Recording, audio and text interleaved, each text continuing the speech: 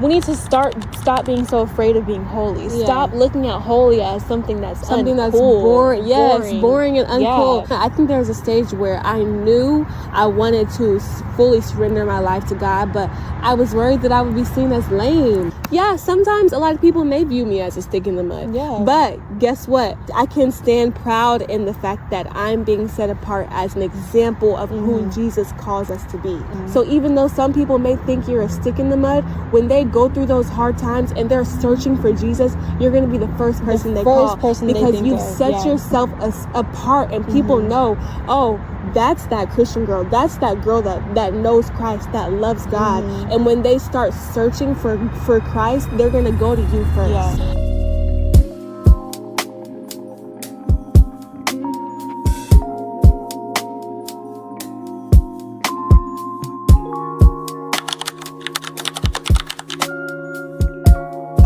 Hey guys. Hey y'all. This is Destiny and Eden, and this is God Talks. So basically what God Talks is basically where me and Destiny just come and just talk about what God has been saying to us in this season of our life.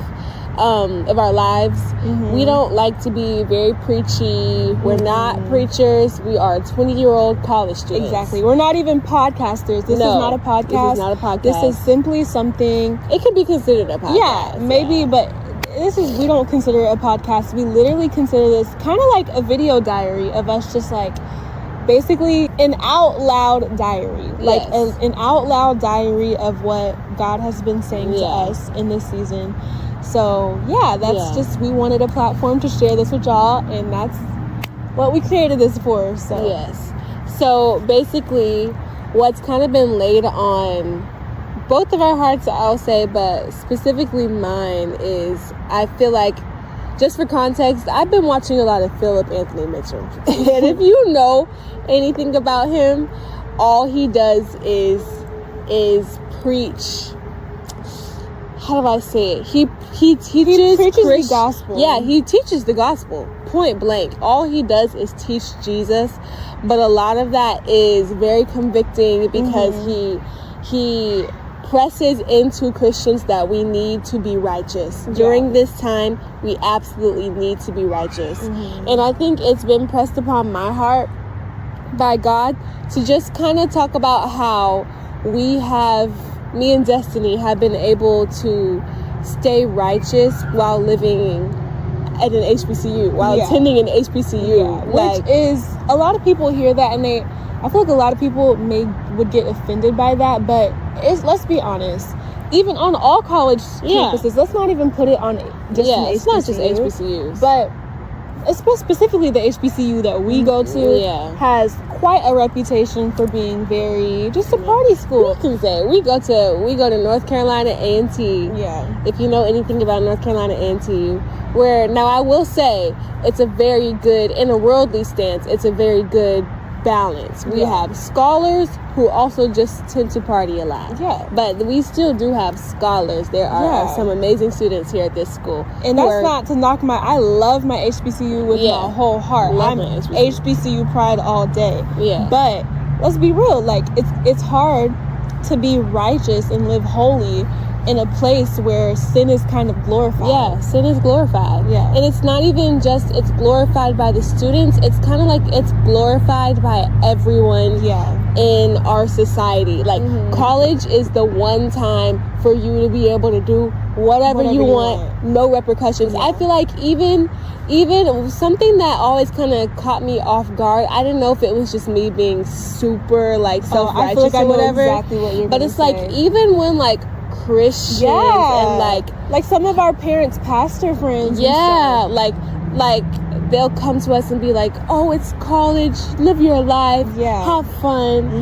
And we know what have fun means in college. Have fun means smoke, drink, commit sexual immorality, drink before you're supposed to, all this stuff. Like what they're saying, have fun it's basically how I interpret it in my mind as a what's it called, saved Christian, is go out and sin, live like the world. Live like the world. Like in my opinion, even Christians, it's like in their minds college is your past. Yeah. It's okay for you to live crazy in college because you're in college. Yeah. And like she said, that always just kind of rubbed me the wrong way whenever people would say that.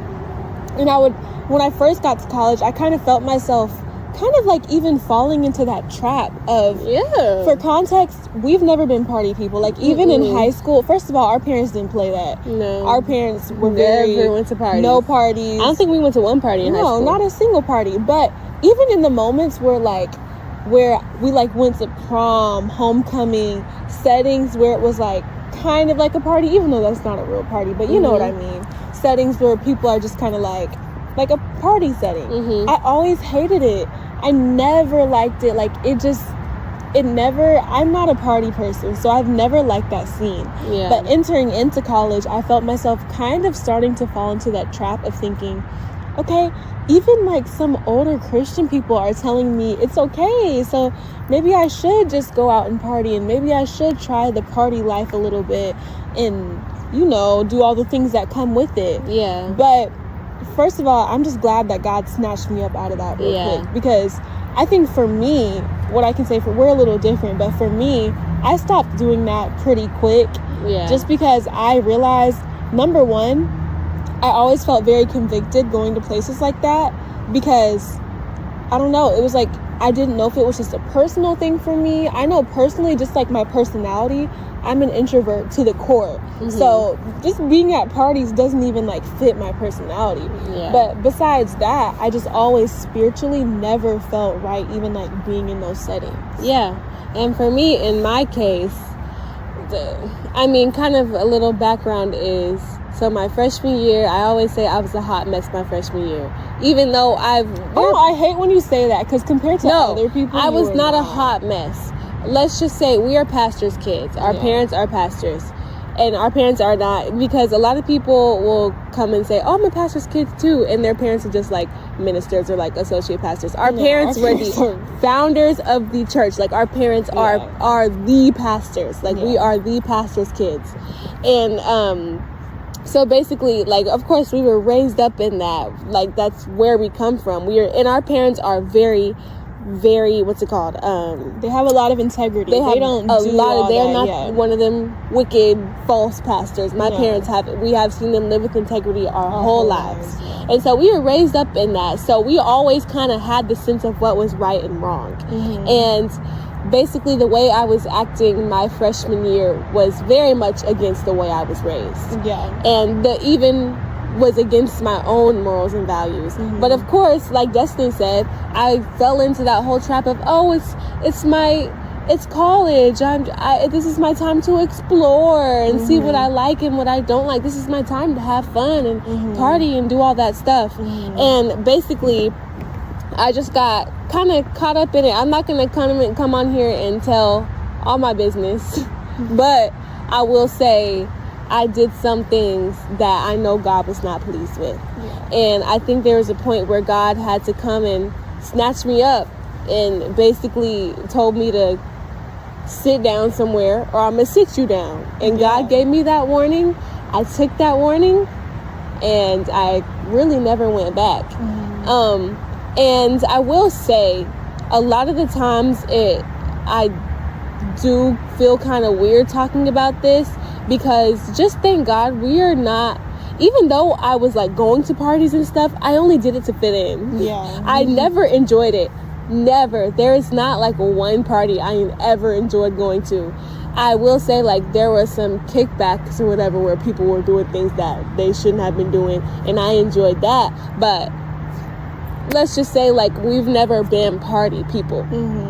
But I think the way we were able to kind of make a switch into living righteously in a space where sin is glorified is really, we just had to go through that inner transformation of God really bringing the fruits of the Spirit out of us. So I think at some point when you grow a love for God, you start to hate sin. Like, you literally start to hate sin, and you start to like literally not be able to tolerate it. So I think there's a point where in my life, I just can't really tolerate it anymore. I cannot tolerate being in those spaces anymore. I cannot tolerate being around certain things. And even when I want to, because there are some times where I want to go out and have a good time with my friends. There may be some times where someone has a drink out and maybe I want to take a sip too. But I think there are times when literally I think I've started to dedicate myself to living righteously for God, to living pure. And I think a lot of people take purity, let me say it like this, a lot of people take purity and just think when God is talking about purity, he's just talking about living sexually moral and not committing sexual immorality and abstaining until marriage. That is not just what purity is. So much bigger. Purity is so much more than that. Purity is literally having a pure mind, having a pure spirit, guarding your mind, guarding your spirit, guarding your body. That's what being pure is. And so I think this year, I've really taken on the standpoint of really trying to be pure in every area of my life. Sometimes I feel like a lot of Christians, like, that first step is to kind of like decide to abstain from sex until marriage. Like, I know a lot of Christians our age, like, they've decided to do that. They've decided to abstain and not have sex until marriage. But literally, sometimes, and I want to say right now, we are not coming from a judgmental standpoint at all, because I feel like that's kind of been weighing on my heart, is we are not coming from, the last thing we are doing is judging, because that's why I gave my own background, because I have struggled with a lot of different things. But I have prayed and I've had that intimacy with God where he has really helped me to come out of a lot of the temptations that I used to struggle with. But the first step a lot of Christians make is just deciding, let's say young Christians, they decide, okay, I'm going to wait until marriage. But then they still struggle with maybe still struggling with this substance abuse, or still struggling with lust in this area, still struggling with all these different temptations. But I feel like it's because we are not taught as young adults the full meaning of purity. When we become Christians, we decide, oh, I'm just going to become pure in this one area, but we're still so clouded in all these other areas. I hate to say this because I don't want to sound judgmental, but like, we're living so unpurely, purely in so many other areas of our life, but just because we're abstaining from sex, we think we're pure.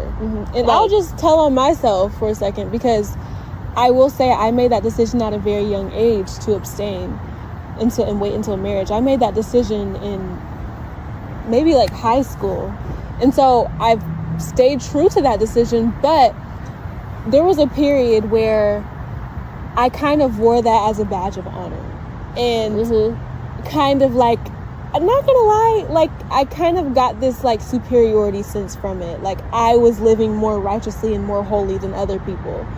But what God really, he started to convict my heart really recently, maybe like last summer, just about, first of all, that wasn't really making me pure. Even though that's an aspect of purity, I was still so impure in my heart. God started to convict me about how impure I was by putting a magnifier on my mouth. Because even in the world sense, nobody would look at me and think I talk impurely, because I don't really curse. I don't do all these talk rashly. But specifically, God started to magnify the things that I said to her. Because we're twins. Like, she is the closest person to me in my life.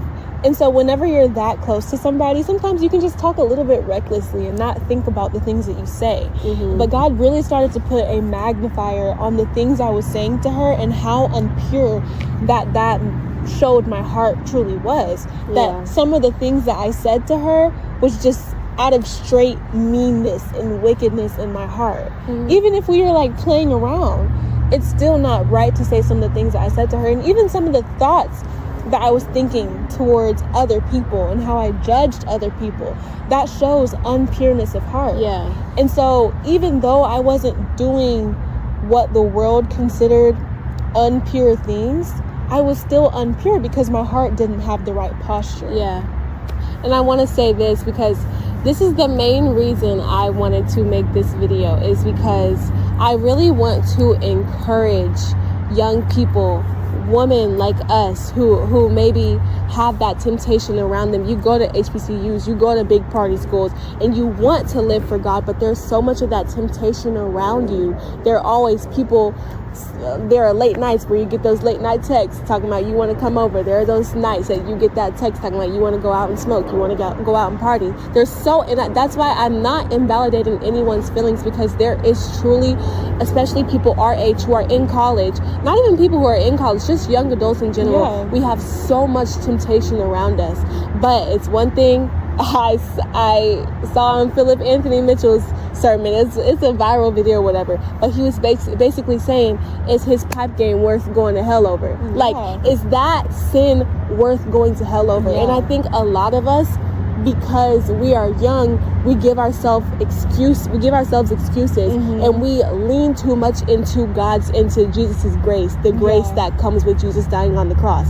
But God is coming back with a vengeance, and it's honestly the time where obviously we are living in the last days. Now, does that mean we have 100 more years, 200 more years? Who knows? I don't think that really matters. Just know we are at the point where Jesus could come back at any second now.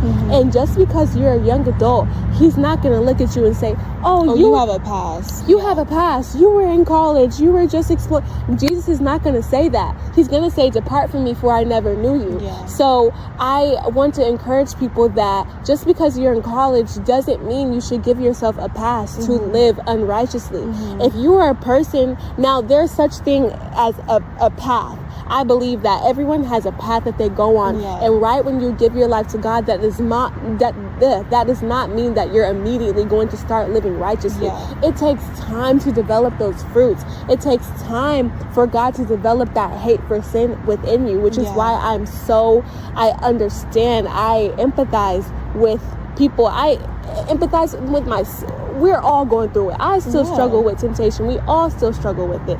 But I think just keep in mind that standpoint of, if Jesus comes back tomorrow, is he gonna look at you and say, oh, you were in college, you're only 20 years old, so I was giving you time to no, he's not gonna say that. And I think the real balancing point of that is it's not really to say, if you're sinning, I don't think you should look at yourself and say, oh, this is going to make me go to hell. No. Whenever you sin, you need to really check your heart. Because whenever, like you said, whenever you come into the knowledge of Jesus and Jesus truly enters your heart, you start to develop a hate for sin. And I believe that when you get saved, that's when you start to feel that conviction. And so I think the real monitor of it is, if you're doing things and you feel absolutely no conviction about it, that means that your heart has become hardened to God. And that's when you need to check your heart. And that's when it could be a heaven or a hell thing. Because you may not have ever known Jesus if you continue to sin and you feel no conviction about it. Psalms 119:9 says, how can a young person stay pure? By obeying your word. I have tried hard to find you. Don't let me wander from your commands. I have hidden your word in my heart that I might not sin against you. And so I think this is the biggest reason why in a lot of areas of my life, I have overcome the temptations that I used to struggle with, because I have God's word hidden in my heart. If we have God's word hidden in our heart, you know what makes God angry. You know what he tells us not to do. Therefore, when you have those temptations come up against you, you have your word. It's like the word hidden in your heart is your weapon against those temptations that are constantly coming up every day. You have to be in your word. If you're not in your word, you're going to succumb to sin every single time. You're going to succumb to temptations every single time. You have to have the word hidden in your heart in order to stay pure, especially as a young person. That's why I love that this verse is so intentional in saying, how can a young person stay pure? Because even the Bible, this is the Bible acknowledging that it's hard for a young person to stay pure. We have different temptations than a 50-year-old person. Like, we're in a different stage of life. And there's no denying that it's harder for a young person to stay pure. But that means we have to take extra precautions, especially because when you're young, you're probably unmarried. You probably, if you're a college student, college students are busy, but you don't have full-time jobs yet. You have time that you can devote to reading your word. Like, I hear a lot of people say, like, when you're single before you get married, that's the time where you need to be literally devoting yourself to the things of God. Yeah. Because when you get married and have kids, you have other responsibilities. But as young people, we have extra time that we can devote to the things of God and getting to know God. Yeah. And so I just think that's what we as young people need to be so focused on right now, is literally getting to know the nature, the character, the heart of God by drawing closer in intimacy to Him. And to me, the starting point to doing that is reading your word. You absolutely cannot draw closer to God if you don't read your word. No, it's not going to be through watching sermons. It's not going to be through listening to worship music. You have to absolutely be in your word. And I found another verse, because I'm trying to back this up with word, but it's First Timothy 4:12, and it says, "Don't let anyone think less of you because you are young. Be an example to all believers in what you say, in the way you live, in your love, in your faith, and your purity." And I think this is so good, because I think specifically it's pressed upon my heart to make this video for young believers that have already dedicated your lives to God. You have made the commitment to live dedicated to God, but you're still struggling with temptations in this area and temptations in this area, and you're still kind of lacking in this area. I think specifically I want to make this video for people like us, because us as dedicated young Christians, we are examples. Like the ones who are on our campus who are those Christians, I feel like we kind of have a group of Christians on our campus where, like, everyone knows, like, these are not we are the Christians, but you know they're the people who make it known that they are believers.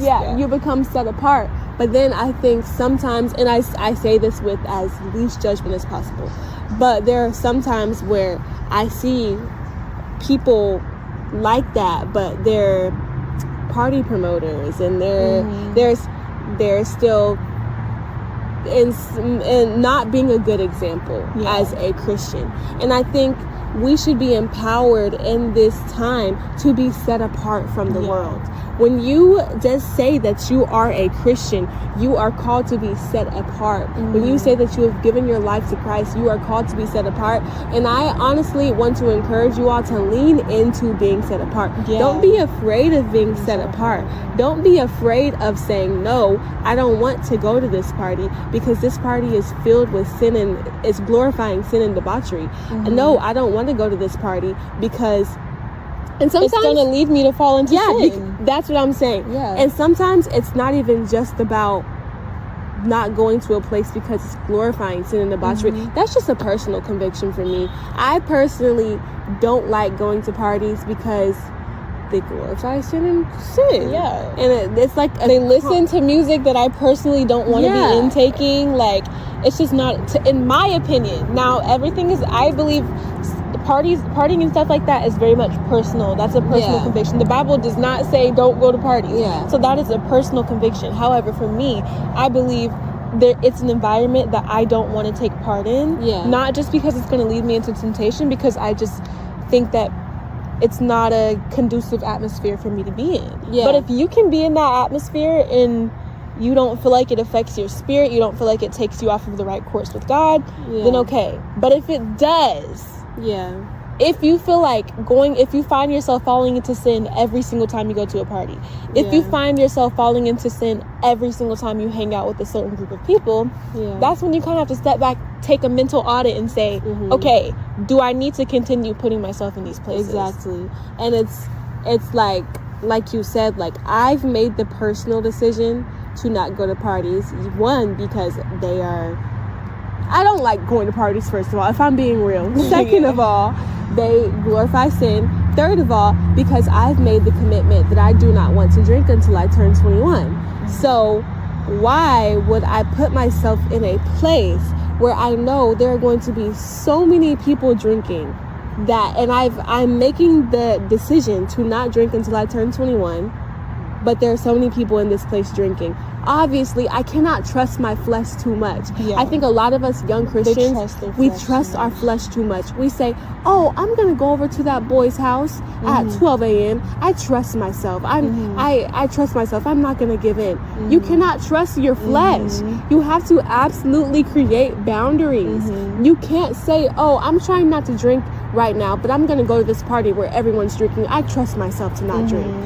Do not trust yourself. Don't give yourself an inch. Basically. Do not give yourself an inch. I feel like that's what's helped us a lot is to not give yourself an inch, because when you give yourself an inch, you'll take a mile. Yeah. So just don't give yourself the inch. Yeah. The Bible says if your right hand causes you to sin, cut it off. Cut it off. And it's not. I was just watching a Philip Anthony Mitchell sermon where he was talking about that this morning, but he was talking about how that's not the word being an advocate for physical mutilation. No. That's the word being an advocate for heart mutilation. Exactly. That means cut off any part that's causing you to sin. So that, I think a lot of this is just, I'm so passionate about this because I see a lot of us young Christians, we trust our flesh too much.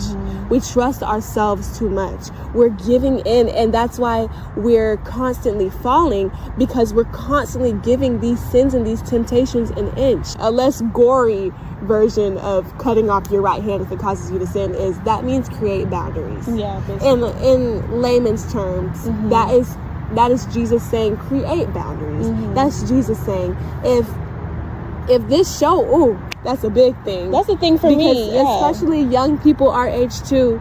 We are into all these shows that have a lot of maybe sex scenes and are very sexual and are have a lot of cursing and glorify evil behavior and wickedness.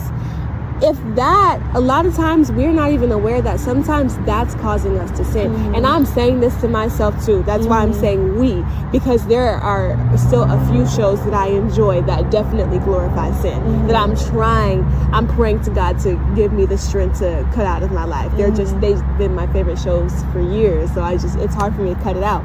But a lot of times we don't know that that's causing us to sin, because we are not. You have to guard your heart in every sense of the word, because just practically you're subconsciously allowing yourself to believe that behavior is okay. Yeah. Even in your heart, if you know that stuff is not okay, it's kind of like with music, whenever you're intaking any form of media that is portraying a certain lifestyle or a certain thing that you don't agree with, even if you don't agree with it, just you watching it and watching it repeatedly is programming your mind to believe that behavior is okay. Exactly. And it's not even just TV shows, it's the music. Music is one of the biggest things. I will say this right here. Satan was the angel of worship. So that shows you how much Satan dwells in the realm of music. It says, the Bible says that his body was made of musical instruments. So, and especially with young people, we love music. Like I feel like when you're young, like just your whole life, it's just, there's music. I mean, maybe that's just me because I'm a musician, but I know that like within our modern generation, music runs everything. You're scrolling TikTok all day and all you hear is music and like musicians why do you think musicians are the most famous people on earth? Not actors, not no one else. Musicians. Michael Jackson was one of the most famous people on earth. Beyonce was one of the most famous people on earth, because musicians, like, that's where Satan dwells. But that shows you how much power that music has over us. And it has amazing good power, but it has evil power too. And so I think it's the same concept as shows and all this other stuff. If that song is making you feel a certain way, sometimes you listen to songs and they make you feel lustful. Sometimes you listen to songs and they make you feel angry. They make you feel like sad. That is evil. That's something that you had to guard your heart from. And I feel like a lot of us young people are not aware. We are not aware of the way we should be in tune with how things are making us feel. I think a lot of times we'll listen to a song and we'll feel depressed, but we don't think about, oh, this song is making me feel depressed, maybe I should turn it off.